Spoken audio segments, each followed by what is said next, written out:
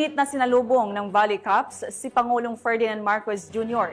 sa bayan ng Gonzaga at Santa Ana, Cagayan upang magatid ng tulong at serbisyo para sa mga magsasaka at pamilyang naapektuhan ng nakaraang bagyo, kasama ang iba't ibang sektor ng pamahalaan. Magbabalita dyan si Patrolman Eduardo Balag. Na sinalubong ng Valley Cups si Pangulong Ferdinand R. Marcos Jr.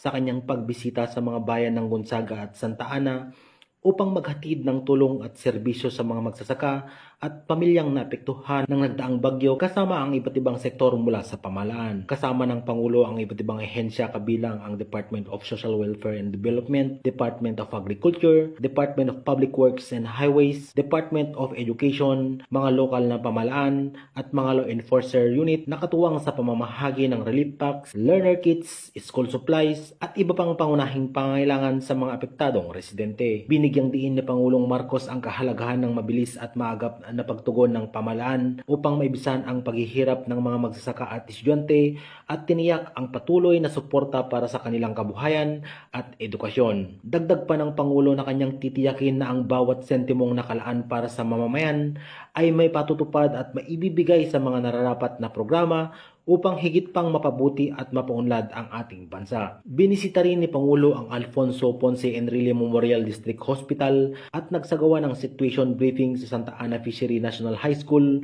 kung saan ipinamamahagi rin niya ang food packs at learner kits para sa mga estudyante. Samantala, naging alerto sa pagbabantay ng seguridad ang mga kapulisan kasama ang Philippine Army sa pagdating ng Pangulo sa Gonzaga at Santa Ana, Cagayan upang matiyak ang kaligtasan at kaayusan ng buong aktibidad. Sa ngayon, patuloy ang relief at recovery operations ng iba't ibang ahensya at lokal na pamahalaan upang matiyak ang kaligtasan at mabilis na pagbangon ng mga residente sa mga bayan na tinamaan ng kalamidad.